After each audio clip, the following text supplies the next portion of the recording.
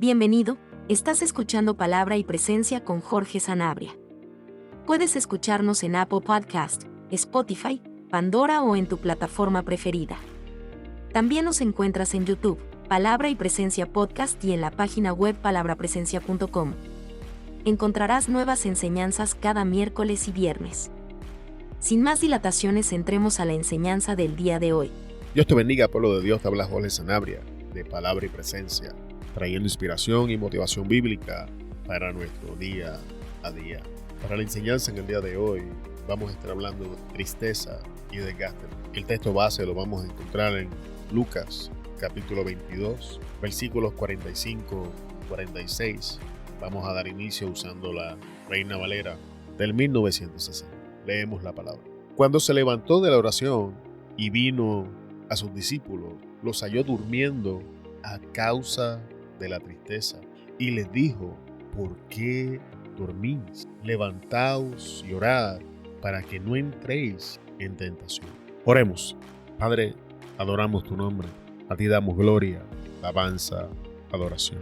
En el nombre de tu Hijo, nuestro Señor Jesucristo, estamos en tu presencia y te pedimos, Espíritu Santo, que tú nos guíes, que tú nos uses, que la palabra sea enseñada en este día, que la palabra haga aquello para lo cual tú la envías, oh Dios, porque sabemos que no retorna a ti vacío. Danos gracias, Señor, para enseñar. Danos gracias para revelar los secretos de tu palabra, Señor. Úsanos para proveer herramientas para tu pueblo, Señor.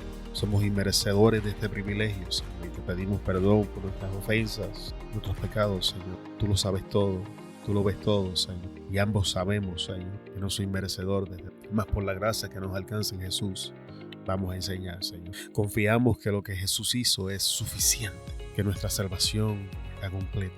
Ayúdanos, Señor, a tomar dominio, tomar control de nuestra vida interior, Señor, y que de esta manera cambios en nuestra vida exterior se generen. Espíritu Santo, bendice la audiencia con mentes claras, oídos abiertos. En este día, tira escamas al piso, ojos sean abiertos, sentidos sean recobrados. El inicio de sanidad, restauración, liberación en el día de hoy, Señor. Que Jesús sea glorificado en todos aquellos que nos escuchan, Señor. Gracias te damos, y una vez más la gloria, la alabanza, la adoración es tuya. Y antes de cerrar esta oración, pongo a tus pies mi orgullo, mi arrogancia, mi altivez. Pues tú sabes, Dios, que luchamos con estas cosas. Y a tus pies es donde deben estar. Tú eres el grande, tú eres el poderoso. Toda la gloria es tuya, Señor. En el nombre de Jesús te damos gracias. Amén, amén, amén. Vamos a leer el versículo nuevamente antes de comenzar a desglosar las cosas que nos enseña. Cuando se levantó de la oración y vino a sus discípulos, los halló durmiendo a causa de la tristeza, a causa de la tristeza, a causa de la tristeza. Y les dijo: ¿por qué dormís? Levantaos y orad para que no entréis en tentación. En unas enseñanzas anteriores estábamos hablando de cómo Jesús nos enseña a manejar la ansiedad, y vimos estos versículos, pero desde el lado donde Jesús nos estaba enseñando cómo manejar el momento de ansiedad, que era cuando estaba orando: Padre, si es posible, pasa de mí esta copa. Y en esa enseñanza enseñábamos que lo que estaba dentro de la copa era el juicio de Dios y la retribución de Dios hacia el pecado, y era eso lo que Jesús estaba diciendo: si es posible, pasa de mí esta copa, no sea como yo quiero, sino tu voluntad. Y en el día de hoy vamos a ver estos versículos, pero enfocado en los discípulos, porque nos enseña algunas cosas singulares y peculiares que la tristeza causa en nuestras vidas, siendo una de ellas desgaste emocional. Así que vamos a comenzar a disectar estos versos. Y dice que Jesús se levantó de orar y cuando vino sus discípulos los halló durmiendo. Y vamos a ver qué significa durmiendo, o cuál es la definición de dormir según la página web bibliatodo.com. Dormir es estar en aquel reposo que consiste en la inacción o suspensión de los sentidos y de todo movimiento voluntario. Así que cuando alguien está dormido, sus sentidos están inactivos o están suspendidos y está desconectado de lo que es la realidad. También durmiendo se define como descuidarse o ser objeto de descuido, olvido o postergación. Es embaucar a alguien con el fin de obtener algún beneficio, es entorpecerse o ser indiferente o apático, o sea, indiferencia o apatía. Así que Jesús regresa y en esta ocasión los discípulos están físicamente dormidos, pero es importante que recalquemos en el día de hoy que es posible que en nuestras vidas nosotros estemos físicamente despiertos, pero nuestros sentidos estén inactivos, estén suspendidos y toda acción voluntaria o predeterminada de nuestras partes ha sido paralizada.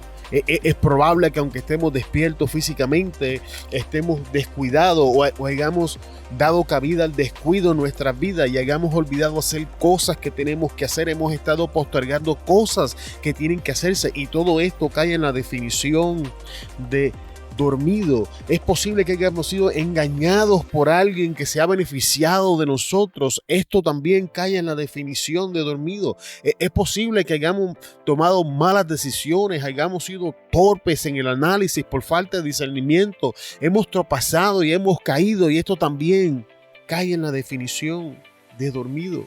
Pero ¿cuál era la causa por la que los discípulos estaban dormidos? Según el versículo, era porque estaban tristes, pero vamos a ver qué es causa. Según la página web significados.com, causas se conoce como causa al fundamento, motivo, origen y principio de algo. La causa es el motivo o la razón para obrar. Entonces, ahora vamos a regresar al verso. Cuando se levantó de la oración y vino a sus discípulos, los halló dormidos, los halló en un estado donde sus sentidos estaban en inacción, suspendidos, estaban descuidados, habían olvidado, postergado, habían sido engañados. Y vamos a todas esas definiciones de sueño, pero la razón por la que ellos habían caído en este letargo era la tristeza. La tristeza que llevaban en sus corazones era la razón, era la raíz del problema. Y esto es algo que muchas veces pasamos por alto, amado hermano.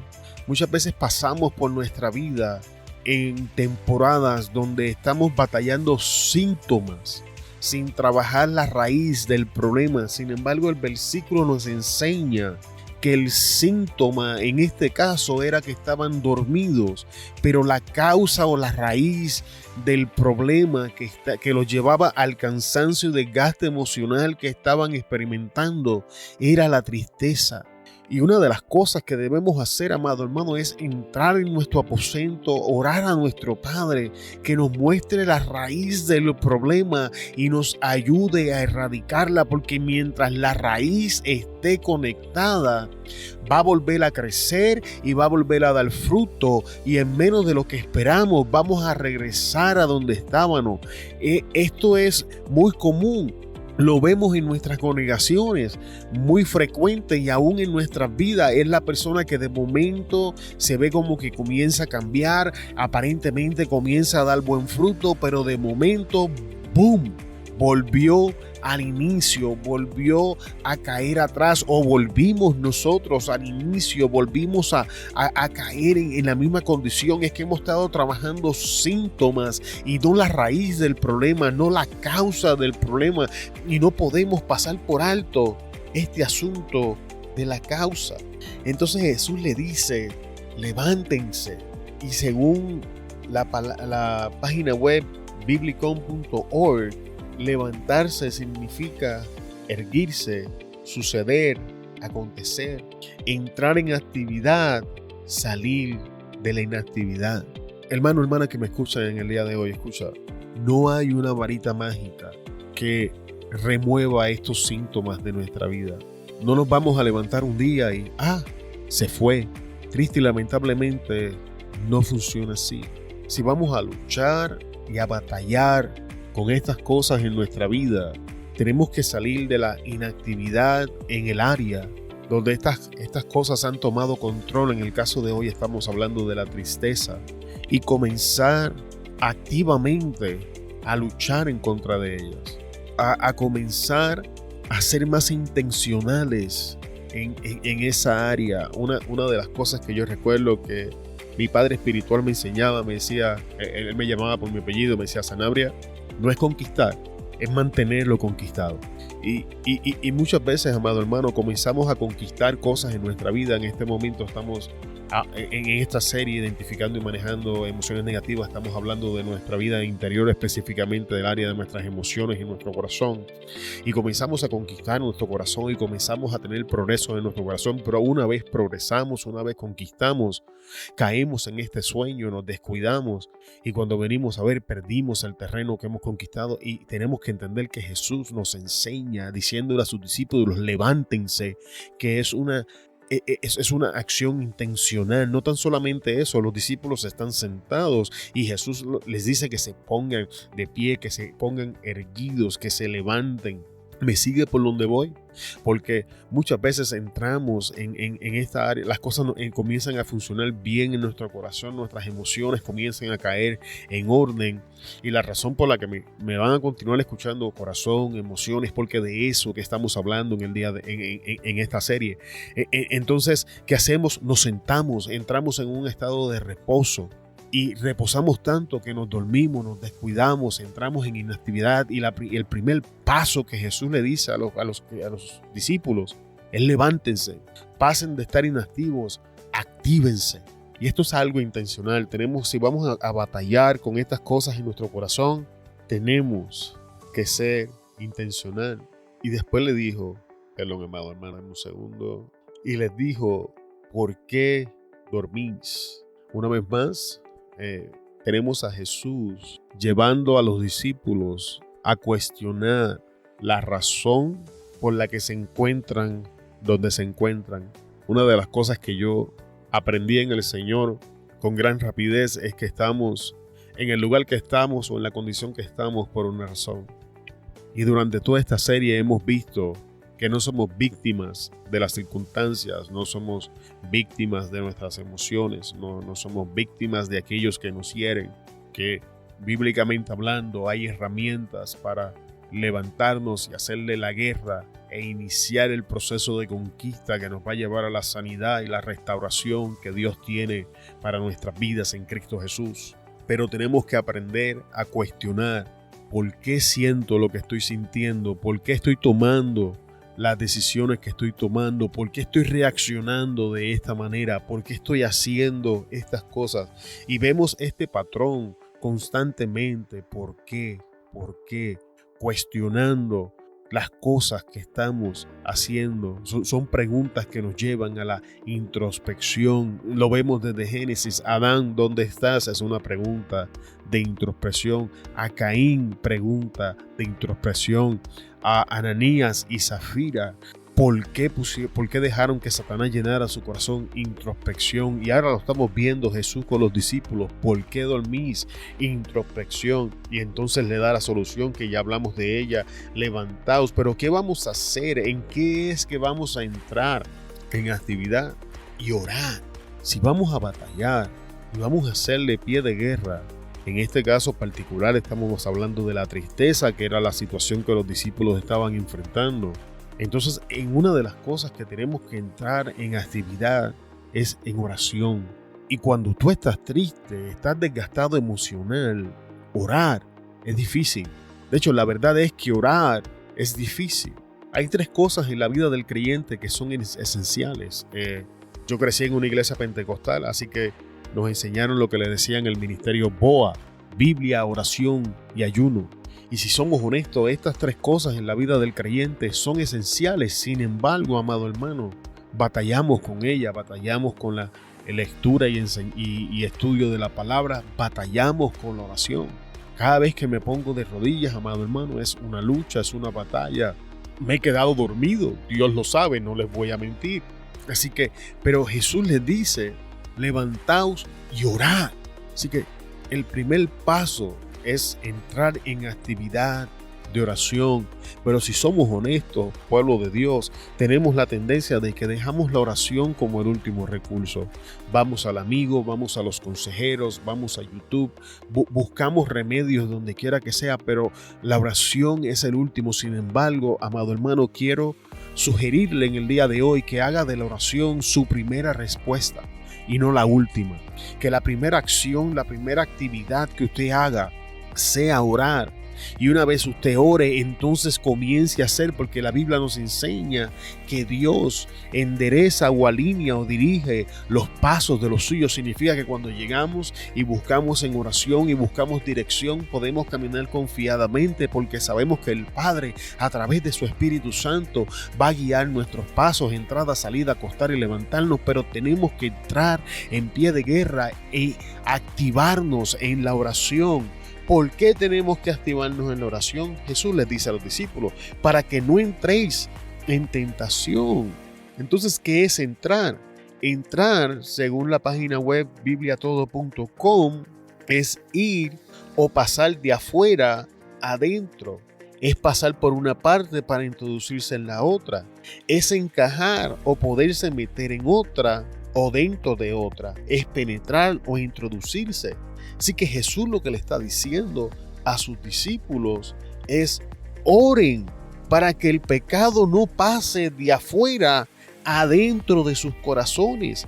Oren para que el pecado no se introduzca dentro de ustedes. Oren para que el pecado no encaje o pueda meterse dentro de ustedes. Oren para que el pecado no penetre sus corazones o se introduzca en ellos. Así que como estamos viendo, la oración no solo es beneficial, sino nos da protección. Nos protege de que el pecado encuentre cabida en nosotros. Nos protege de que nuestros pasos se deslicen hacia el pecado. Nos protegen de que el pecado encuentre cómo penetrarnos. Porque recuerden que estamos cansados, estamos desgastados. De hecho, estamos dormidos y ahora estamos comenzando a entrar en la actividad, en este caso de oración. Y la oración nos va a proteger de la tentación. Los discípulos no pudieron hacer esto. Los discípulos se quedaron dormidos y cuando leemos la historia vemos el resultado del mal manejo, de la tristeza y el desgaste emocional en sus vidas. ¿Qué pasó cuando vinieron a buscar a Jesús? Los discípulos todos huyeron y dejaron a Jesús solo. Y Jesús estaba hablando de ese momento. Jesús estaba hablando de estas tentaciones. De hecho, en el caso de Pedro, la tentación se extiende mucho más allá. Entonces, Pedro niega al maestro. Un golpe tras el otro. Primero huye, lo deja solo, después lo niega.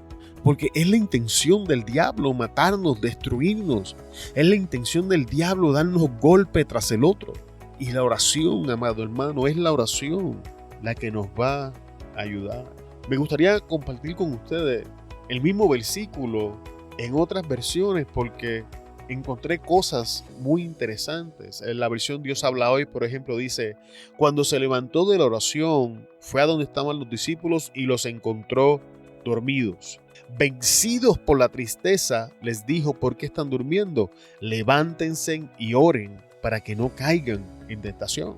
Y aquí vemos dos palabras distintas a la Reina Valera. Vemos vencido y vemos caer. Y vencido es que ha sido vencido o derrotado por algo, y caer es venir a dar en la trampa o engaños dispuestos contra él o ella. Así que, según esto, los discípulos habían sido derrotados por la tristeza y en medio de su lucha habían caído en este desgaste, en este cansancio emocional, y por eso quedaron dormidos. Y entonces Jesús le dice que tienen que orar para que no caigan en la trampa y en el engaño de la tentación. La Nueva Biblia Viva dice: cuando terminó de orar, volvió a donde estaban los discípulos y los encontró dormidos. Estaban agotados por la tristeza y les dijo: ¿por qué están durmiendo? Levántense y oren para que no caigan en tentación. Y agotado, según la página wordreference.com, significa gastar del todo, acabar con algo, cansar extremadamente. ¿Está viendo? La tristeza trabajó a los discípulos al punto que los gastó del todo, acabó con sus fuerzas, los cansó extremadamente. ¿Por qué hizo esto? Para que la tentación encontrara cabida. ¿Está viendo la conexión? La Nueva Traducción Viviente dice: finalmente se puso de pie y regresó a donde estaban sus discípulos, pero los encontró dormidos, exhaustos por la tristeza. ¿Por qué duermen?, les preguntó. Levántense y oren para que no cedan ante la tentación. Y aquí encontramos exhaustos y ceder. Según la página web worldreference.com, exhausto es que se ha terminado completamente, muy cansado y muy débil. Y ceder es dar, transferir, rendirse a alguien, dejar de oponerse, cesar, disminuir la resistencia. Entonces significa, amado hermano, que en este caso con lo que estamos luchando era la tristeza. Y la tristeza había acabado con ellos completamente, los había dejado cansados y débiles. Y por ende, ellos dejaron de presentar resistencia ante la tentación. Ellos se rindieron y dejaron de oponerse. Ellos dieron y transfirieron oportunidad a la tentación por cuanto estaban cansados y débiles. Y es por eso que Jesús les dice: levántense y oren para que no den ni transfieran oportunidad, para que no se rindan ante la tentación, para que se opongan, para que no cesen ni disminuyan la resistencia. Entonces, el mal manejo de la tristeza. Mateo 26:56 fue algo que les mencioné. Mas todo esto sucede para que se cumplan las escrituras de los profetas. Entonces todos los discípulos dejándole, huyeron. Entonces, con qué cosas de hecho vamos a luchar cuando estamos en tentación? Cuando estamos en tristeza y experimentando este desgaste emocional, vamos a estar exhaustos, vamos a estar cansados, vamos a estar gastados, agotados, vamos a sentirnos vencidos o derrotados, que no hay manera de luchar o resistirla. Vamos a caer en un estado de descuido, de inactividad. Y si no seguimos los pasos que Jesús nos está enseñando en la historia, al igual que los discípulos, vamos a caer en la tentación, vamos a dejar a Jesús y vamos a salir corriendo, porque no somos distintos a los discípulos. Vamos a hacer exactamente lo mismo cuando entremos bajo ataque, cuando la tentación llegue y estamos en este desgaste emocional. Vamos a tener la misma reacción con los discípulos. Ahora vamos a ver otro caso. Lo vamos a encontrar en Juan 21, versículo 3. Simón Pedro les dijo: voy a pescar. Ellos le dijeron: vamos nosotros también contigo. Fueron y entraron en una barca y aquella noche no pescaron nada. Esto acontece después de este evento que acabamos de leer. Pedro sale corriendo, Pedro niega al maestro, Jesús es crucificado, Jesús resucita, se le aparece a las mujeres le dicen a los discípulos, Pedro y Juan salen corriendo, Juan llega primero, Pedro entra a la tumba, Jesús se le sigue apareciendo a los discípulos, pero Pedro específicamente está devastado. Pedro, emocionalmente hablando, está destruido, está cansado. Así que Pedro toma una serie de decisiones porque está cansado de la lucha. Y ahora tenemos a Pedro que dice: voy a pescar. Y esto es un intento de regresar a nuestra zona de comodidad. Pescar era lo que Pedro sabía hacer. También podría ser un intento de regresar a cosas, personas y estilos de vida que llevamos antes de Cristo, en un intento de lidiar, manejar, tolerar o ignorar nuestra condición emocional. Recordemos, amado hermano, que Pedro era pescador antes de Cristo y ahora lo vemos en un intento de regresar a la pesca. Recordemos, amado hermano, que el llamado específico de Pedro era dejar de ser un pescador de peces para convertirse en un pescador de hombres. Pero después de todos estos eventos que han acontecido, ya Pedro no está seguro si se va a convertir en un pescador de hombres después de salir corriendo, después de negarlos, después de los eventos. Ya Pedro no sabe si él tiene lo que se necesita para poder alcanzar ese famoso llamado. Y ahora tenemos a Pedro cansado, desgastado, exhausto, que dice: voy a pescar, voy a regresar a mi zona de comodidad, voy a regresar a lo que yo sé hacer. Voy a regresar al estilo de vida que llevaba antes. Y esa es una de las cosas que nos pasa cuando estamos luchando con desgaste emocional. Nos vamos a ver tentados, amado, a regresar a una zona de comodidad, de confort, a regresar a estilos de vida pasados, a regresar a vivir como vivíamos antes de Cristo, porque por alguna razón el desgaste emocional y el cansancio nos lleva a pensar que si hacemos estas cosas vamos a estar bien. Sin embargo, la historia nos va a enseñar que esto no funciona. Sin embargo, en el caso de Pedro, trae algo más allá. Entonces ellos le dijeron: vamos nosotros contigo. Esto habla de influencia. Podemos arrastrar con nosotros a aquellos que nos ven como un ejemplo. Pedro era un líder y los discípulos reconocían esto, aun cuando Pedro jamás reclama el título de líder. En el texto podemos ver su influencia en la decisión de los discípulos de ir con él a pescar. Nuestras decisiones y las cosas que hacemos son las cosas que nuestros hijos e hijas y aquellos que nos ven como un ejemplo a seguir van a imitar. Una de las razones por las que el diablo quiere llevarnos a ese extremo de desgaste emocional y que tomemos las decisiones de regresar atrás es porque no tan solamente nos impacta a nosotros, impacta a aquellos que nos están viendo, impacta a aquellos que nos ven como un ejemplo, impacta a aquellos sobre quienes tenemos algún tipo de influencia, amigos en la escuela, nuestros hijos, en la iglesia, en el trabajo. Aunque usted no lo crea, usted tiene un círculo de influencia y cuando usted se rinde, cuando usted cae, este círculo de influencia es impactado y afectado. Nunca se ha tratado de usted solo, nunca se ha tratado de mí solo. Y tenemos que reconocer esto antes de caer en la trampa y comenzar a tomar estas decisiones. En el caso específico, ustedes que son padres y madres, se pueden matar toda la vida diciéndole a sus hijos qué hacer y sus hijos van a hacer y van a imitar el ejemplo de lo que ustedes hacen. Esa es la influencia de nosotros los padres, así que tenemos que enseñarle a nuestros hijos por acción. Y entonces dice, fueron y entraron en una barca. Fueron denota la acción seguida tras la decisión que marca la dirección a la nueva destinación que hemos tratado. ¿No se ha dado cuenta cuán fácil es entrar en actividad para hacer lo incorrecto? ¿Cuán fácil es ejercer el camino o emprender la jornada que nos lleva al camino equivocado?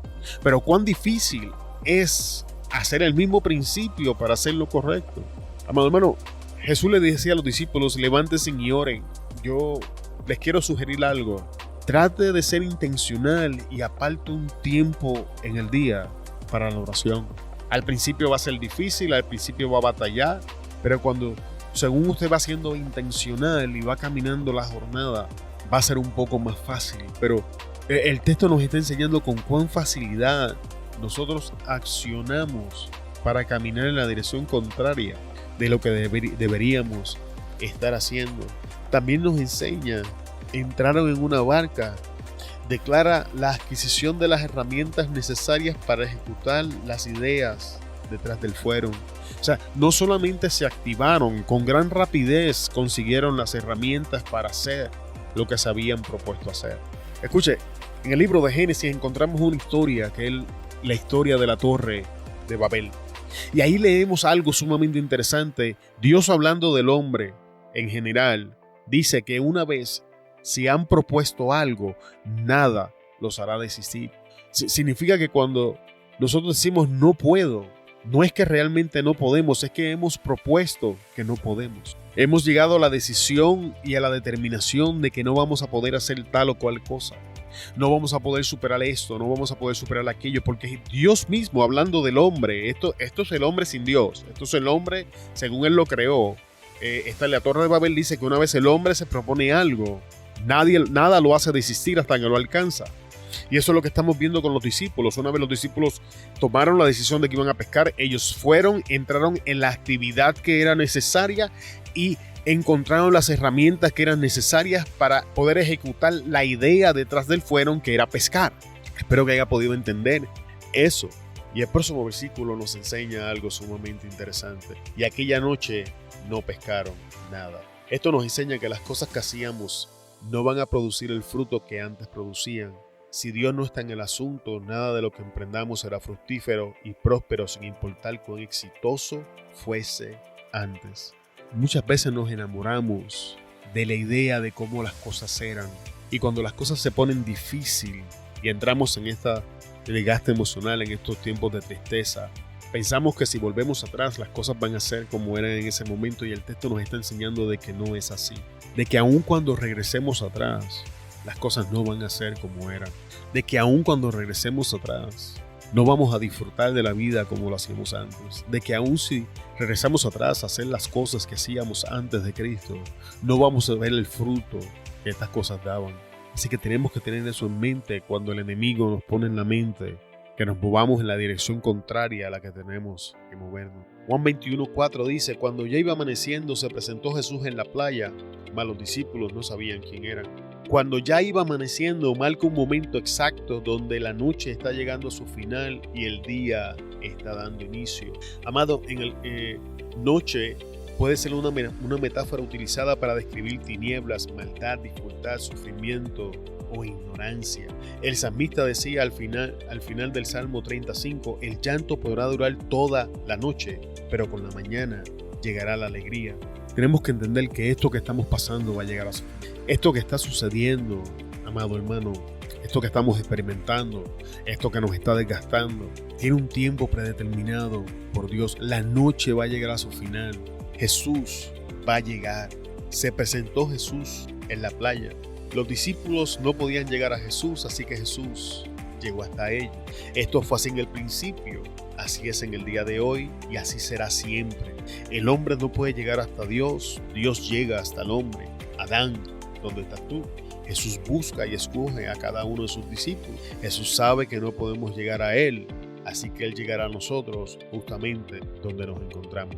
¿Qué quiero decir con esto? Cuando estamos en el huerto del Edén, tenemos a Adán y Eva en el huerto. Sin embargo, Dios descendía a hablar con ellos.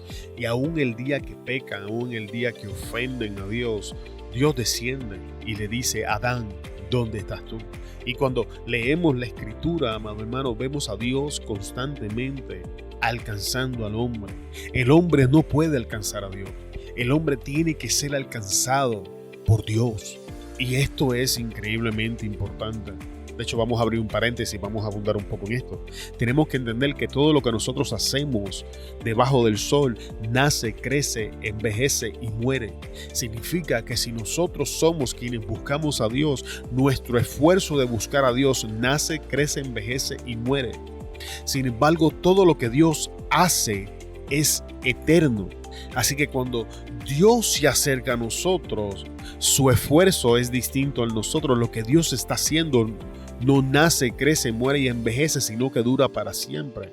Es por eso que Dios provee los medios para que el hombre se pueda relacionar con Él, que es solamente a través de Cristo Jesús. Y es importante que usted entienda, Jesús va a llegar a donde usted se encuentra. No tiene que preocuparse por su condición, no tiene que preocuparse por cómo está. No estoy diciendo entregues en el pecado, le estoy diciendo no tiene que preocuparse por la condición ni lo que está pasando. No estoy en mi mejor momento. Jesús va a llegar a donde usted se encuentra y se va a encontrar con usted donde usted está. Esté bien o esté en pecado, Dios siempre ha alcanzado al hombre. Esa es la parte interesante. Mas los discípulos no sabían que era Jesús. Jesús estaba hablando con ellos, mas los discípulos no podían reconocerlo. Las circunstancias y lo que estaban experimentando velaba sus ojos y no podían ver quién estaba frente a ellos. Esto nos pasa a nosotros. Estamos tan envueltos en nuestro sufrimiento, en nuestra tristeza, en nuestro desgaste emocional, en las circunstancias, en la prueba, en la adversidad, que no podemos ver que Dios está parado frente a nosotros, que Dios está intentando de comunicarse con nosotros, que Dios está intentando de alcanzarnos, y hablamos con Él, pero no somos alcanzados por Él. No podemos reconocer que Él estaba ahí. Entonces, ¿qué hace Jesús? Jesús hace algo que había hecho antes para que sus ojos fueran abiertos. En Juan 21, 5 al 6 leemos: y les dijo: hijitos, ¿tenéis algo de comer? Les respondieron: no. Él les dijo: echad la red a la derecha de la barca y hallaréis. Entonces la echaron y ya no la podían sacar por la gran cantidad de peces. Pero esto lo hemos visto antes. En Lucas 5, versículos 4, 5 al 6 leemos: cuando terminó de hablar, dijo Simón: boga mar adentro y echad vuestras redes para pescar. Respondiendo Simón le dijo: Maestro, toda la noche hemos estado trabajando y nada hemos pescado, mas en tu palabra echaré la red. Y habiéndolo hecho, encerraron gran cantidad de peces y sus redes se rompían. ¿Está viendo?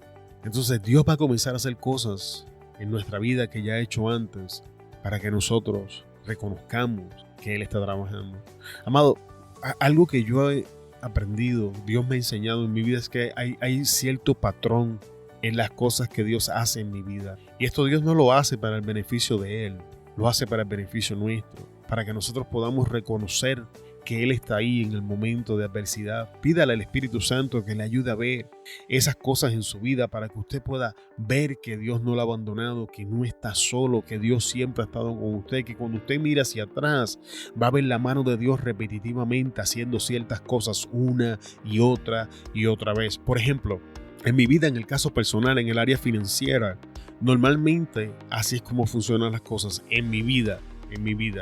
Dios primero incrementa mi estilo de vida y seguido bendice mis finanzas.